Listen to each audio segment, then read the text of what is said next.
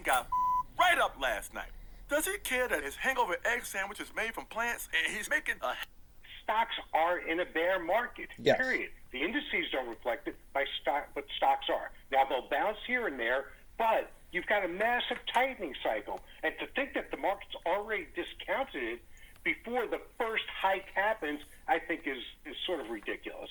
So, look, you'll get periods of volatility, as we've all said, but there are certain stocks that aren't going to work. And those aren't Cathie Wood stocks. Nothing against Cathie Woods. But she's got to recommit because that's what her ETF tells her to do. I went through the docs actually this morning, and she's got very little flexibility in terms of how much cash she can have and what she can own. So she can't all of a sudden switch. So let's ignore what she said. She's got to buy. He's right. It is a bear market. To what I'm saying. I think everybody's got a bias, right? Absolutely. Everybody's got a bias. Everybody talks their own book. The fact of the matter is, inflows have picked up into the ARK funds, and they're up nearly 8% today. Okay. And she's become a punching bag in some respects. Yeah, I would say the bear market, what it is Coles, AEO, Sherpa's Goat Path, Mountains. Keeping track of those gives you like the NASDAQ as a parallel index to the S&P farms. But if you're in too many of those banks or don't have the S&P's coverall to what they would track to their machinery work, what they have to have.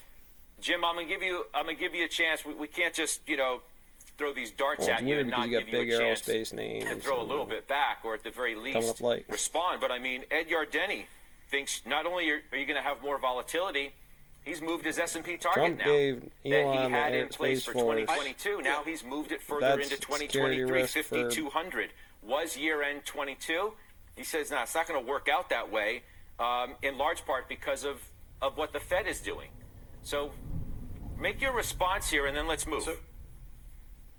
Yeah, I'm surprised but pleased by the degree of vehemence in the arguments back to listen me. to Jim. Usually means Powell's got this worked out. I'm not going to fight Powell and the boys or what they're going to say for Chairman, trickling it down to you guys that play it through. And we watch the frame rates incidents by Bernoulli's math problems played out from a competitive level of math class Berkeley at the board. We get the joke. But in order for the market to go down, now the Fed isn't enough. The market reality knows at that. the It's the NP backdrop. It's problem like a of ripping chemical it away is solution still an that is everyday waiting for problem a with forbidden catalyst. orders The bad news is, military Scott, and I would like to make this versus point. There are plenty of catalysts civilian out there. lines It's not on just things, Russia, and then your military Ukraine. crust It's running, upcoming midterm coming elections. in Ukraine. It's a continuing resolution for this and then you go, why the fuck not Mexico? What in the hell? Out there. My point is, and Air Force is on it. All the numbers about what this is. There's no way they're not. Shave, drink coffee, Home Depot, and Lowe's. You need something else to precipitate out of solution the conditions that we're in.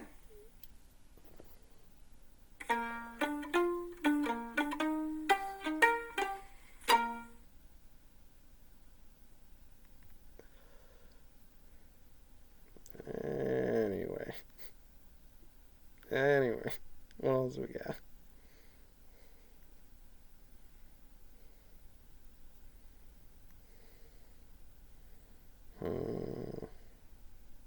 See?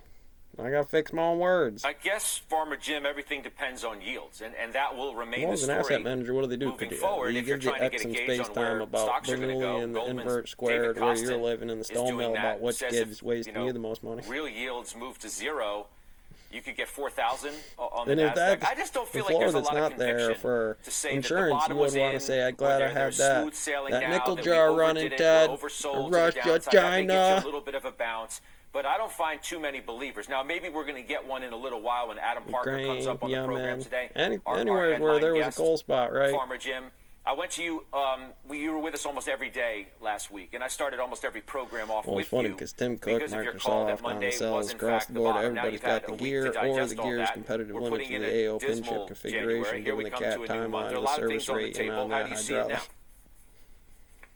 So we're 6% higher than we were last Monday, and I'm perfectly willing to move past the moniker of the Farmer Jim bottom, because I think where we are now is you have to look forward. You got to get it on some gold mine, right? There's this mountain path out in the middle of India, right? You got to get this thing to the volcano's top to get the crew in there, and you got to use small mining equipment to do the basic road, carve it down before you can get the D12 into that thing.